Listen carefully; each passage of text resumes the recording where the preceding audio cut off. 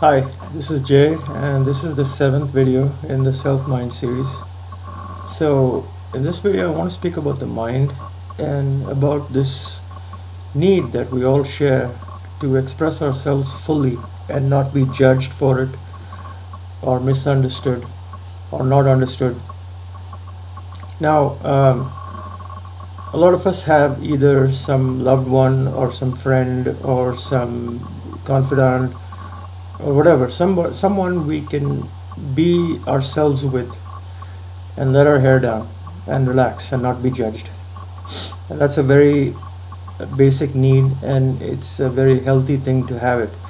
In the absence of it, a person can become very unhealthy and lonely and depressed, and it can even reach extreme stages. Anyway, so even though most of us have someone like that, even then we're not able to completely let go and be ourselves 100%.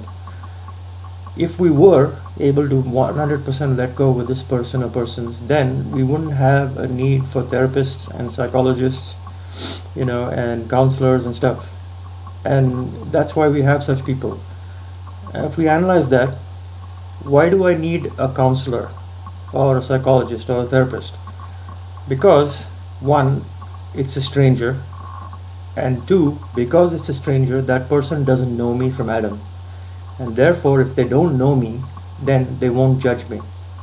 So these two things are very much required in a person in order for us to completely let go and express ourselves and share our deepest fears and secrets and so on. So these two features, or these two requirements, we can create for ourselves. Now, what I'm saying is, we still need therapists and psychologists and counselors because they have tools. They have tools that help us correct certain behaviors or unravel the psyche or whatever, And those tools, we are not available to us per se. But on a purely expressive level, on the level of needing to unencumber ourselves, let everything out, we can basically create that kind of environment for ourselves. And here's how. So imagine someone that you look up to, like some famous figure, or someone you looked up to or respected very much, or even loved when you were a child. Or it can even be some higher being or a deity or whatever.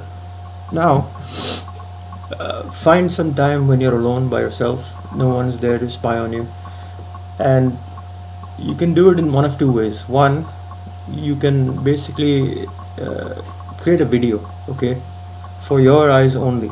So just create a video, and that way you're simulating the environment of talking with someone, okay. And imagine this person in front of you, and unburden yourself to this person, with this person.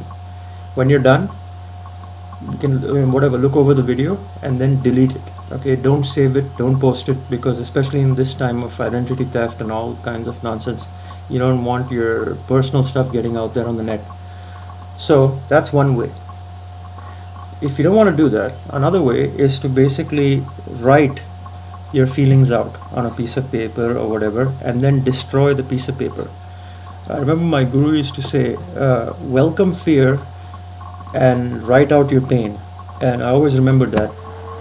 So writing out one's pain or putting one's feelings down on paper is another way to basically unencumber oneself. Okay, so these are two very effective tools. Now, even after doing all this, of course, we gain some measure of relief and inner freedom and so on by doing this. But even then, we're not able to completely let go. And why is that? That's because the part of us that we really need to get to, where all the juicy stuff is, where all our core memories and what do you call it? Not morals, but where all our values and perceptions and likes and dislikes and everything are stored, is in the unconscious mind. And that is formed between the ages of 0 and 5. And during that period, the child's mind is completely open. It has no filters, it has no protective mechanism. So whatever you come in contact with, whoever you come in contact with, you just blindly absorb everything into your mind. And but because the mind is a child's mind, it's not mature or powerful enough to process stuff. It gets stored in the back of the mind and forms what is called the unconscious. So this 0 to 5 is a very crucial time because it forms your unconscious, the core of your unconscious mind.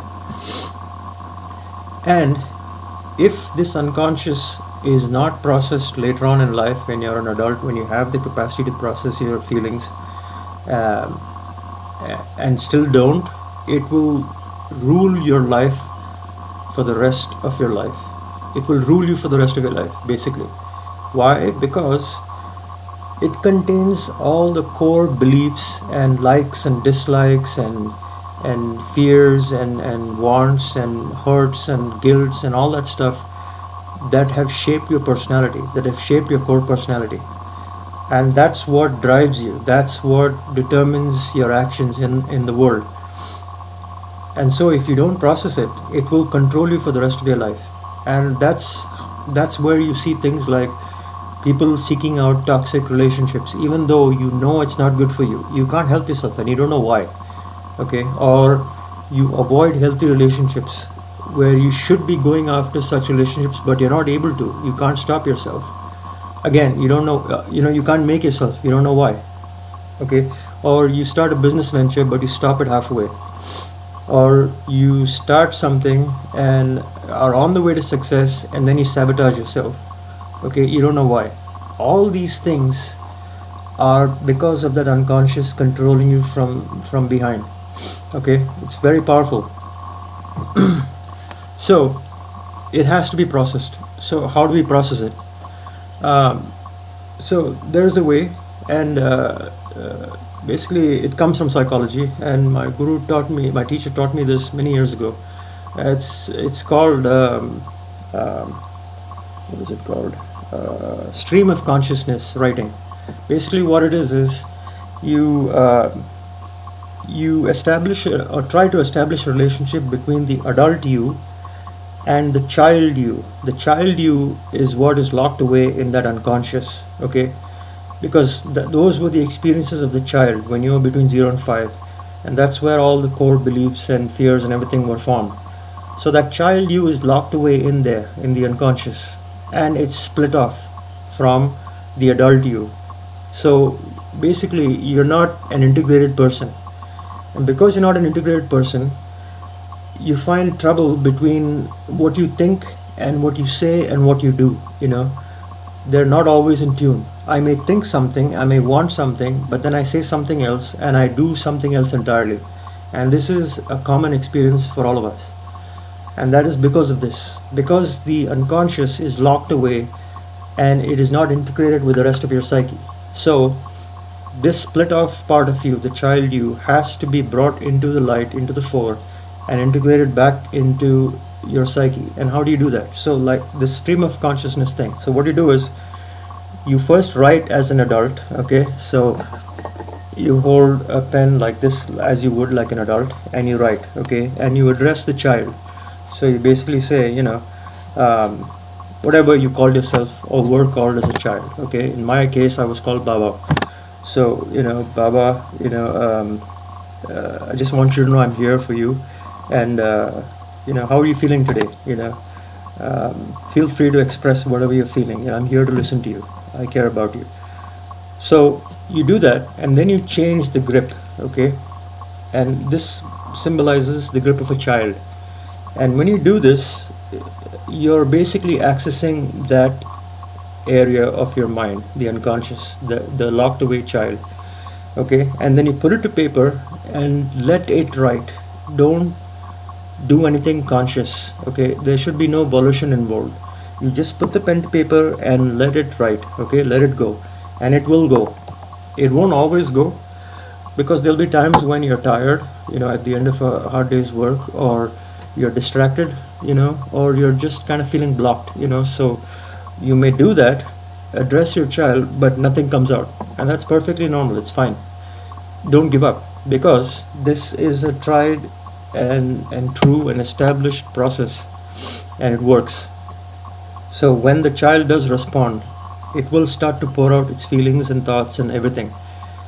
And you'll be surprised by some of the stuff that comes out, because you either have forgotten those feelings or those memories, or you didn't know you had such feelings or memories or fears or whatever, And so stuff will start to come out. The child will start to pour itself out. And then your job as the adult, so once again you switch the grip back to the adult grip, is to validate the child. Just listen to the child and validate it. Whatever the child says, you say, yes, yes. If I was in your place, I would have done the same thing, or I would have felt the same way. I would have been afraid too. So you keep validating the child, and that's exactly what a therapist would do, with you. So you listen more and you talk less, but when you do talk, you validate the child. And by doing that, you win the trust of that child, because that child is locked away, it's separated. It's the child you that's separated from the adult you. Why? Because as a child between 0 and 5, it couldn't handle all those experiences, and so they were too frightening, they were overwhelming, and so they were pushed into the back, into the unconscious. So in order for that child to open up, it needs trust. Okay. And in a previous video, I had mentioned this thing about, that's why the first year of marriage or relationship is very rocky, because that atmosphere of trust is developed, and so each person's unconscious unlocks and pours stuff out onto the other person, and that's why the first year of a marriage relationship is very rocky or rocky. So again, so the same atmosphere of trust has to be established, and once it is, the child will start to pour stuff out, and then you listen and you validate.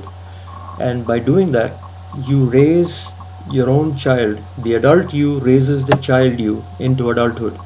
And once that happens, the child you has become an adult you and now integrates into your psyche. Once that happens, you're an integrated person.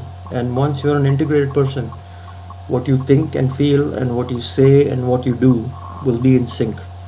And you'll no longer be sabotaging yourself in your life. You'll no longer be seeking out toxic relationships or avoiding healthy ones. You'll be making the right decisions. Once you start something, you'll see it all the way through to success, and so on and so forth. So this is a very important thing, the unconscious, the child within us that needs to be healed, that needs to be released and understood and acknowledged, accepted and processed and raised. And it's not difficult, because it's just you and it's basically you accessing another part of you. And it can be very interesting and enlightening, because like I said, you can find out things about yourself that you didn't even know. So, but it's very important that this takes place, this integration takes place. Otherwise, like I said, it will rule you for the rest of your life. So I just wanted to share these few things, and in the next video I'll get into something else maybe. And please feel free to drop your comments, suggestions and questions on my Facebook page, and that's where I'll put this video. So until then, take care.